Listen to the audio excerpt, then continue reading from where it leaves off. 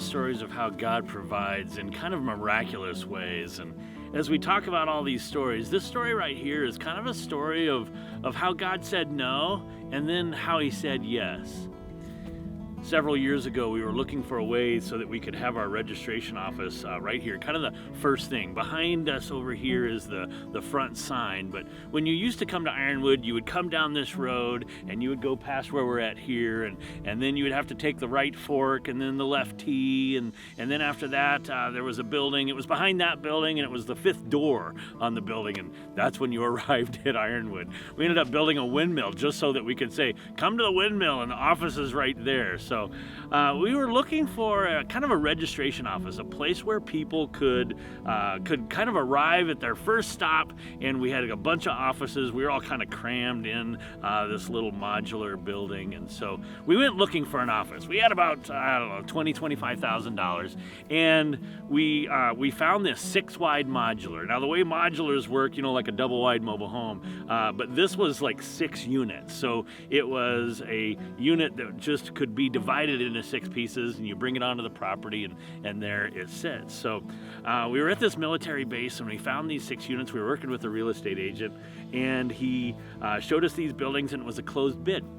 So we were pretty excited about this closed bid, and the real estate agent said, if you bid $21,000, you'll probably get it. I can't imagine anybody else bidding anymore, and not too many people were interested in it. So we bid our $21,000, and we waited expectantly. We were looking forward to the new registration office, and we got a call back from the real estate agent. He says, you lost the bid. We're like, lost the bid? I mean, how much did we lose by? And he says, $50 a floor. You lost by $300. They're like, oh man, closed bid. Maybe it wasn't a closed bid. Maybe somebody knew better. Maybe somebody had a different set of ethics than we did. We were like, okay, we're never going to do that again. We're not going to waste that time anymore. And we kind of forgot about that whole thing. We did other projects. We did other things. We didn't get our registration building. It was no. And about a year later, the same real estate agent calls up. He's all excited about this 11-wide modular. Can you imagine? 11-wide modular. It's huge. It's like double what we were looking at.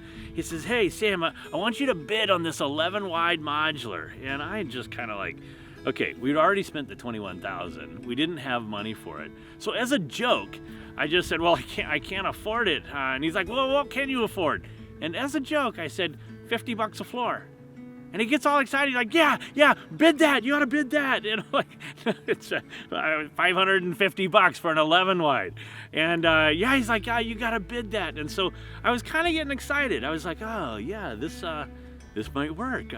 This is cool. So I had him send all the paperwork, and I started filling it all out, and I'm getting pretty proud of myself, and I send it back, and about 3 hours later, I've got the bid turned in and did everything that I was supposed to. So I go down to my dad's office, and I said, Dad, we just bid on an 11-wide. And he's like, well, what did you bid? And I said, well, we bid $50 a floor. My dad just kind of drops his head, and he shakes his head. What's wrong? He says he probably has some friend who bid $75 a floor, and now you were the second bid that he needed to close the bidding process. I'm like, I never thought of that. Oh man. And I kind of had this realization. I just bid on this. I'd spent 3 hours. It's a waste of time. I'd already been told no a year ago, and now I've wasted my time again. And I'm like, I can't believe this. Okay, forget it. And I did. For the next 3 weeks, just forgot about it. Didn't even pay attention until the real estate agent calls up. He says, Sam, I want you to know, you just won the bid. What? You won the bid. I'm like, you got it. What do you mean we won the bid? We only paid like $50 a floor. He says, I felt so bad about what happened before. I just didn't tell anybody else about the bidding process. You're the only one who bid on it. And it suddenly realized in my mind, whoa, we just won that we have an 11-wide that God has just made possible for $550. Now, it was interesting because the story doesn't stop there. There were so many little details that started to happen. So we went down and we worked on the permit. That's a whole nother story where we got the permit in no time at all, 2 days to get the permit.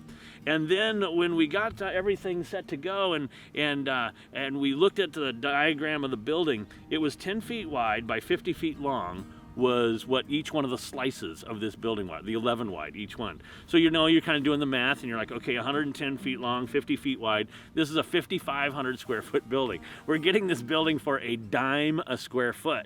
We're like, this is amazing. So we dug the little hole. We had a little elevation difference right here. And we got that all set. And so the building was getting ready to arrive. They were going to release the building, and we were waiting for them to release it. They had been using it at a military base, so there were offices on the inside. They'd used it as a rocket launch base. And so it had like a Houston control in the center, which we wanted to use for all of our copy machines, had a whole power supply, had a server room, server rack, the whole 9 yards in that building. But they had to move everybody out. And so finally, in the middle of the summer, they called us up and they said, hey, it was the 12th of July. And they said, we've released the building on the 17th and you've got until December 31st to get it out. We're like, oh, that's great, because we're going to plan to move it in October, November. And Thomas, the guy we were working with, he's like, yep, that should work well. Move it in that time. That'll be fine. And so when he calls 5 days before they've released it, he says, I just want to let you know it's released on the 17th and you just pick it up before the 31st. Great. And so I called our movers, the guys that we work with, to move the buildings, and they kind of separate them apart and get them ready for transport. And when I talked with those guys, they're like, yeah, we can set that up for October, but when is it released? I said, well, the 17th. He says, well, I just had a cancellation. We've got 3 weeks where we could dismantle that building and transport it and set it back up on the 18th. We can start July 18th. And I'm like, oh, wait, let me go call Thomas and I'll see. So I called Thomas up and I say, Thomas, the building's released on the 17th, right? Right. Okay, my crew could actually be there on the 18th. I need to make sure the power and water's turned off. And there's silence on the other end of the line.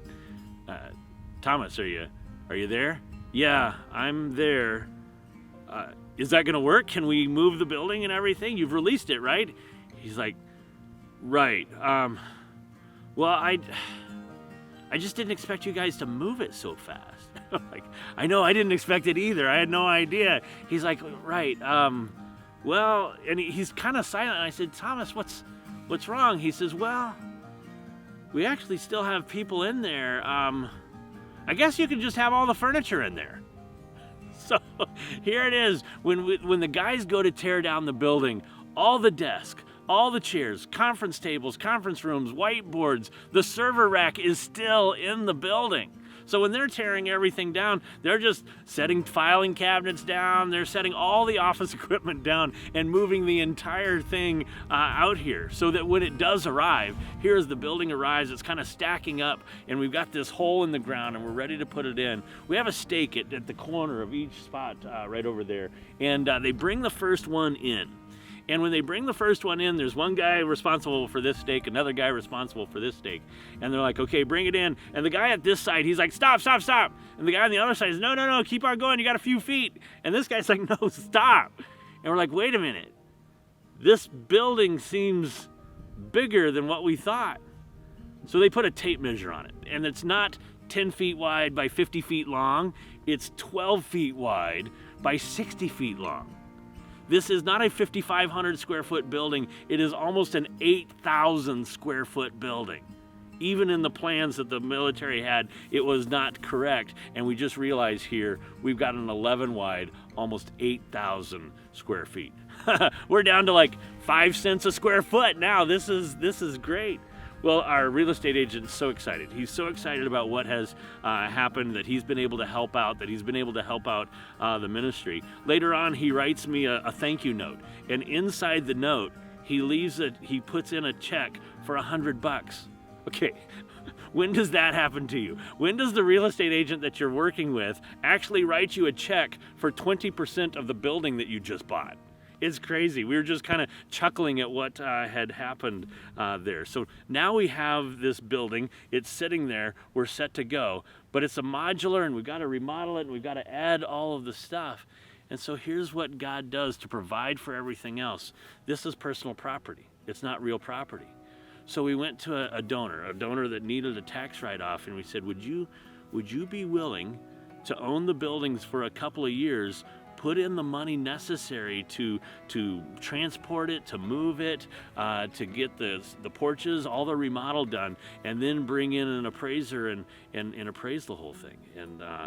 And so we went to that donor, and he asked, well, what's it going to appraise for? Well, that's the crazy part. I don't. there's not too many 11 wide modulars out in Newberry Springs, so I really don't know what it's going to appraise for. So he had to really step out and say, yeah, I'll do that. So he put in $120,000 towards this building. We were able to move it for about $40,000, remodeled it for $40,000, put on the porches here on the front for another $40,000. So now we have a building sitting here that's 8,000 square feet that is totally complete, that we have not put a dime into. God has provided it completely. We haven't even put it on a fundraising letter. We haven't even talked about it. It was a really cool thing as everything kind of came together, and we finally got this building appraised. He had put in $120,000. The building appraised for $680,000. Unbelievable. So he was doing great on this. This was a great tax shelter right here. And then we had an office building in 11 wide just donated into our laps like a raven delivering a morsel of food. There's nothing that we had to do for it. God just provided everything for us. There's stories about the furniture on the inside. There's stories about all of the kind of the fun stuff that were there. There's stories about the way the networking was provided. Just one thing after another. In a time in our economy back in 2007, 2008, when everything was really hard economically, God made it possible that we didn't even have to send a fundraiser letter out. He provided the way station, an 11 wide modular building that today we use for registration, for our iron sharpeneth iron. All of our offices are in there. There's some extra room in that building. He provided more than we could have possibly imagined.